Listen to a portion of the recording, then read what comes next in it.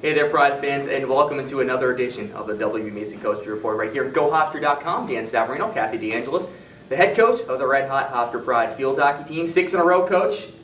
Obviously, we'll get into the details, but how does it feel to have this streak going? Oh, it feels great.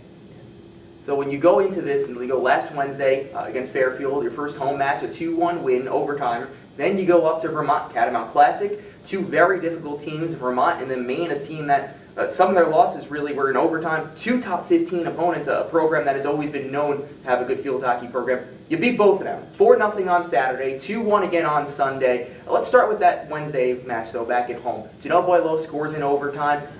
How did it feel just to be able to get back out on the home field, though?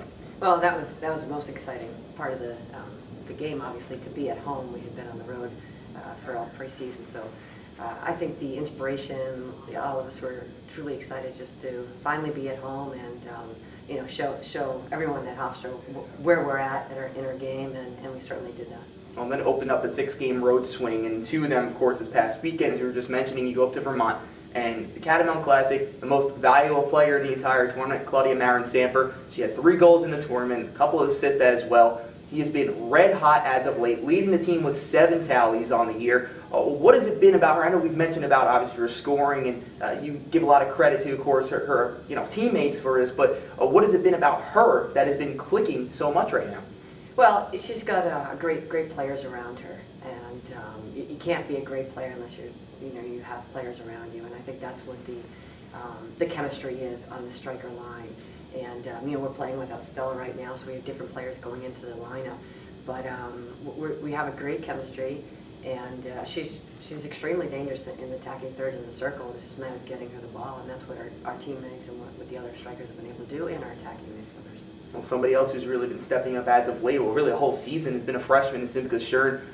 Obviously, just a freshman. You start her on the back line. You told me before you moved her up a little bit this weekend into the midfield. She leads the team with 6 assists.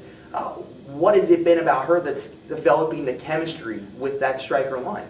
Well, we moved her into the attacking midfield position, and she has great game sense, and she's an amazing distributor with danger. So combined with both of those attributes, she's able to feed our players and our striker line some great balls that have led to, obviously, huge scoring opportunities for us. And, so that's really been the main connection. Now, Sunday, of course, was the big win, big upset, really, of a Maine team that is always projected to be in the top 20, top 15. Mentioned before, obviously, that some of their wins and losses really came against top opponents. They always face tough competition, a 2-1 game. Let's just focus in on that one a little bit. You're down in the game. Claudia ends up scoring a goal, tied up. She assists on the game-winning goal. What happened there, or what clicked for everybody to be able to get back into it and know that they have enough to still be able to beat a Black Bear team like that? Right. Well, we were in it the entire time, and I thought we controlled most of the play.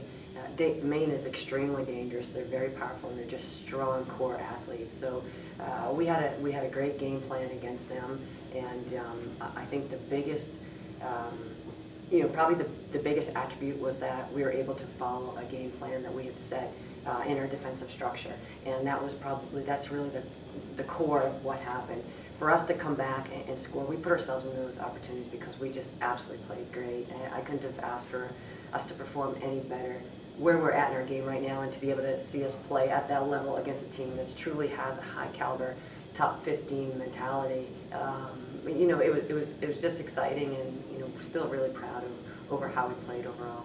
Carrie Swan obviously is a big part of this too. Just a freshman.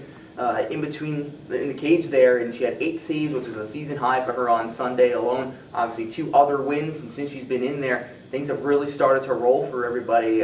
How have you seen her development, especially after these past games? I know I keep asking it every week, but it really is a growing process. What's the development with her, especially after this last week? Well, this was a key weekend for us to, we were able to see Karis under tougher pressure in both these games. And I thought she did a really very solid job. She was very consistent. Maine has a strong attack corner battery, and she was extremely smart on her positioning and where to set and when to go down, when to stay up. And I thought her decision making probably was the most beneficial to our defensive unit. and she came up with some quality saves, and around her, our defense just played fantastic. Well, so now it's 6 in a row. You're going ahead, another couple games on the road, 4 more, against 2 more America East teams. The first one is UMass Lowell. That's Friday, and then UNH on Sunday. UNH obviously a little bit more difficult, the second projected team out of the America East to finish in second place. But let's start with UMass Lowell, a team that's pretty young. How do you continue to keep this going and keep all the chemistry together? Well, you know, we're going back on the road, and there's been no change for us as far as how we perform on the road or at home. So I'm so confident in our team right now that whatever surface we go to, we're going to be able to push and get the best out of all our players collectively. But I think moving forward is we just have to continue to play at that same high-tempo pace game that we played on Sunday against Maine, and continue to play our game. And you know, it's going to be a tough weekend for us. We know that, but importantly, we want to take one game at a time. Well, what do you know so much about UMass Lowell and, of course, UNH? Well, UMass Lowell, I mean, they're an amazing Division II program. They stepped up last year, and they've got a lot of support and a lot in administration with their program, and they've brought in some great recruits.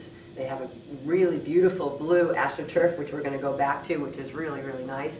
And they're extremely well coached. So this is going to be, I mean, it's going to be a tough game regardless of who we're playing. And you know, we're looking forward to the game. We had a nice game with them last year, and like I said, I mean, we really just have to focus on Hofstra and what we need to do to obviously continue to get better and to be able to compete and sustain this type of really to sustain where we're at right now. That's the most important thing.